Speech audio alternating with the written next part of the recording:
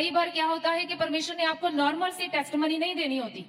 परमेश्वर ने एक बड़ा प्लान किया होता है आपके लिए, एक बड़ा दर्शन होता है आपकी लाइफ के पीछे। परमेश्वर का दर्शन तो बड़ा है, बहुत सुंदर है। कई बार देखा ना, लोग दर्शन देखते हैं, आज मैंने ऐसा दर्शन देखा, परमेश्वर ने मेरे साथ ऐसा किया। यूसुफ ने भी देखा था दर्शन, कितने लोग जानते हैं। दर्शन बहुत सुंदर था, बहुत अच्छा लगा उसे, सब उसके आगे झुक रहे हैं। परमेश्वर ने दिखाया उसकी महिमा को। दर्शन तो बहुत सुंदर था, लेकिन वो दर्शन को पूरा हो उसके लिए जो रास्ता था वो बहुत कठिन था। कितने लोग जानते हैं, रास्ता बहुत कठिन था। दर्शन तो बहुत सुंदर था, परमेश्वर यूसुफ को बढ़ाने वाला है आने दिनों में, बहुत अच्छा लगा, लेकिन दर्शन पूरा नहीं हुआ। दर्शन पूरा होना था अभी, तो रास्ता बहुत कठिन था, बहुत मुश्किलों भरा सा था। अपनों ने ही उसके साथ धोखा किया। सोचो वो कितने बड़े डिप्रेशन में होगा जब उसके खुद भाइयों ने उसे खड्डे में फेंक दिया, जब बिना कसूर के उसे जेल में जाना पड़ा। सोचो उसकी हालत कैसी होगी। लेकिन असल में क्या हो रहा था, वो जो मुश्किलों भरा रास्ता था, असल में वो परमेश्वर उसकी लाइफ में जो करना चाहता था, परमेश्वर उसको उसकी ओर लेके जा रहा था। बाइबल में लिखा, अगर हम पढ़े तो हर बार लिखा कि यूसुफ को उसके भाइयों ने खड्डे में फेंक दिया, लेकिन परमेश्वर उसके साथ था। ऐसे लिखा कि खड्डे में फेंका गया, फिर भी परमेश्वर उसके साथ है। निकाला क्यों नहीं परमेश्वर ने? क्योंकि उसके लिए परमेश्वर की एक बड़ी योजना थी, एक बड़ा दर्शन था। उस टाइम नहीं निकाला परमेश्वर ने, लेकिन यूसुफ खड़ा रहा। परमेश्वर की व्यवस्था को उसने पकड़ के रखा, परमेश्वर के वचनों को, परमेश्वर के वायदों को, उन दर्शनों को उसने याद रखा। वो खड़ा रहा। जब उसे जेल में डाल दिया गया तब भी लिखा परमेश्वर उसके साथ था। फिर क्यों गया जेल में? वो जेल नहीं थी, वो जेल नहीं थी। जब हमारे ऊपर परीक्षा होती है तो हमें लगता है ये जेल है, ये कैद है, ये मुश्किल है, प्रॉब्लम में है, हम बड़े बड़े दुख में चले गए हम। लेकिन अगर वो परमेश्वर की ओर से आपकी लाइफ में बड़ी योजना है तो वो जेल नहीं है, वो तैयारी है आपकी, वो तैयारी है। परमेश्वर आपको तैयार कर रहा है बड़ी टेस्टमनी के लिए। वो बड़ी टेस्टमनी के लिए आपको तैयार करेगा। कैसे? लिखा, जैसे सोना आग में परखा जाता है, ऐसे तुम्हारा विश्वास परखा जाएगा। यूसुफ का विश्वास कैसे परखा गया?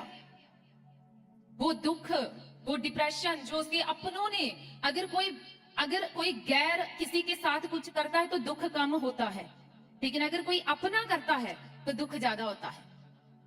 जिससे आप उम्मीद नहीं करते, अगर वो धोखा देता है तो दुख ज्यादा होता है। तो यूसुफ बड़े डिप्रेशन से गुजरा होगा, लेकिन लिखा परमेश्वर उसके साथ था। परमेश्वर ने उसे नहीं छोड़ा। तो एक दिन क्या हुआ, एक ही दिन में सब कुछ चेंज हो गया।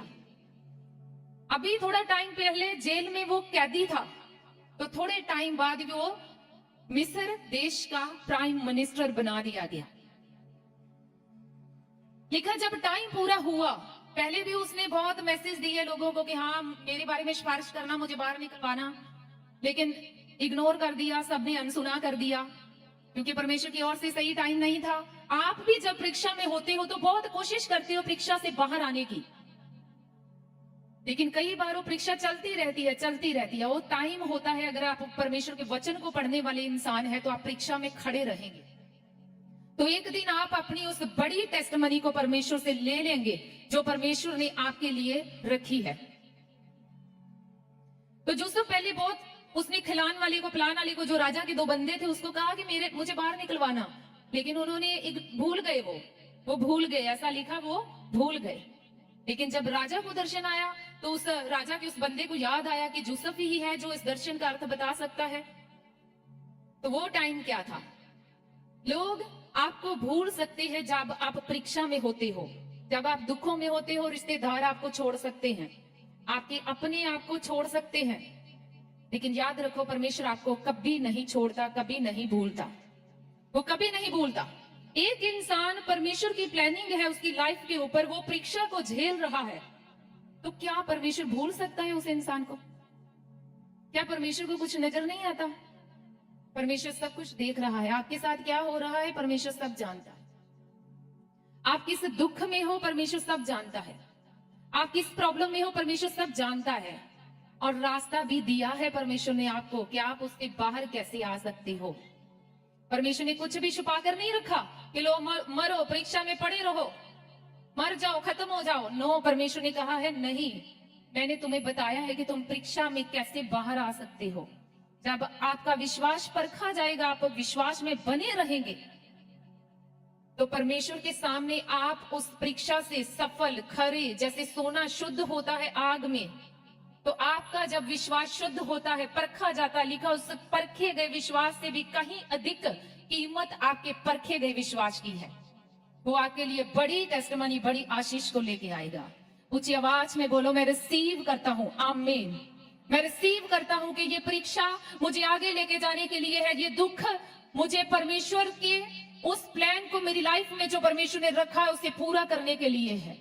ये परीक्षा नहीं, ये तैयारी है। अपने पड़ोसी को बोलो, परमेश्वर तुझे तैयार कर रहा है। जब आपकी टेस्टिमनी आपके पास आएगी, बाइबल में लिखा अब्राहम के कोई संतान नहीं थी, लेकिन उसके जो नौकर थे, उसके आसपास रहने वाले सब लोगों के बहुत बहुत बच्चे थे।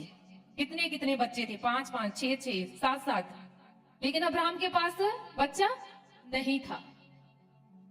तो अब्राहम परमेश्वर से प्रार्थना करता, परमेश्वर कहता सिद्ध होता जा। क्या होता जा? सिद्ध होता जा, सिद्ध होता जा।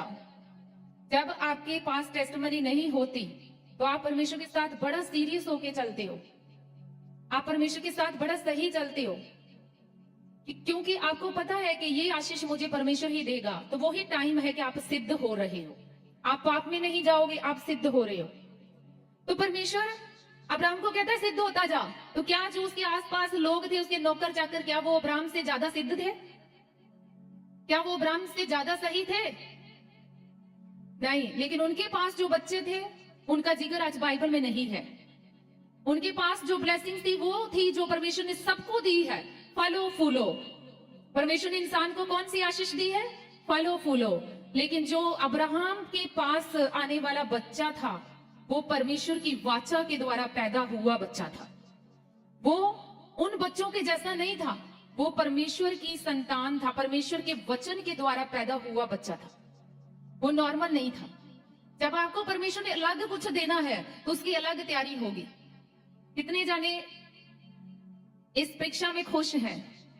बाइबल में लिखा है जब तुम्हारे ऊपर परीक्षा आए तो उछलो, खुश हो, क्योंकि अब वो टाइम आ चुका है कि परमेश्वर तुम्हारी परीक्षा ले रहा है, परमेश्वर तुम्हारे विश्वास को परख रहा है। अब वो टाइम आ चुका है कि तुम अपनी बड़ी टेस्टिमनी के नजदीक पहुंच चुके हो। अब तुम अपनी टेस्टिमनी के बिल्कुल पास पहुंच चुके हो। अगर पास पहुंच चुके हो मतलब वो आपको जल्दी मिलने वाली है। हालेलुया, जल्दी मिलने वाली है यीशु मसीह के नाम में। परमेश्वर मन देखता है, आप किस मन के साथ परमेश्वर के साथ चलते हो। परमेश्वर मन देखता है। ऐसा नहीं है कि आप आज चर्च में बैठे हो तो आप बिल्कुल परमेश्वर के करीब हो। प्रभु यीशु मसीह ने कहा था कि ये लोग होठों से तो मेरा नाम लेते हैं लेकिन इनके दिल जो है वो मुझसे बहुत दूर है। परमेश्वर चाहता है तुम्हारा दिल मेरे साथ जुड़ा होना चाहिए। सिर्फ तुम्हारे शब्द नहीं, सिर्फ तुम्हारे मुंह की हुई प्रार्थना नहीं, तुम्हारा दिल मेरे साथ जुड़ा होना चाहिए। क्योंकि इंसान इंसान को बाहर से देखता है लेकिन परमेश्वर इंसान को अंदर से देखता है। कितने लोग जानते हैं जब दाऊद का मसा होना था तो शमूएल नबी बाहर से देख रहा था। दाऊद का एक एक भाई आया और सबको परमेश्वर रिजेक्ट कर रहा। परमेश्वर कहता नहीं ये नहीं है, नहीं ये भी नहीं है, ये भी नहीं है। तो पूछा जाता है क्या और कोई बेटा है? कहते हाँ है, दाऊद है, वो भेड़ बकरियां चराने के लिए गया है, उसे बुलाओ। जब दाऊद आया तो वो छोटा सा, उसकी हाइट छोटी थी, उसकी एज छोटी थी। तो शमूएल नबी देखता है कि परमेश्वर ने इसे चुना है। तो परमेश्वर उसको कहता है कि हाँ मैंने इसका दिल देखा है। तो बाहर से देखता है, मैं अंदर से देख रहा हूं। इसका मन मेरे साथ जुड़ा हुआ है। अगर हमारा मन परमेश्वर के साथ जुड़ा है, हर हालात में, हर हाल में परमेश्वर हमारे मन को देखेगा। ये नहीं कि समय थोड़ा अच्छा है तो हम बड़े, परमेश्वर बहुत अच्छा है, परमेश्वर का बड़ा धन्यवाद, परमेश्वर बहुत बड़ा है, हम परमेश्वर की तारीफ करते हैं। लेकिन थोड़ा हालात आए तो हम उसी मुंह से परमेश्वर की क्या करते हैं? बुराई।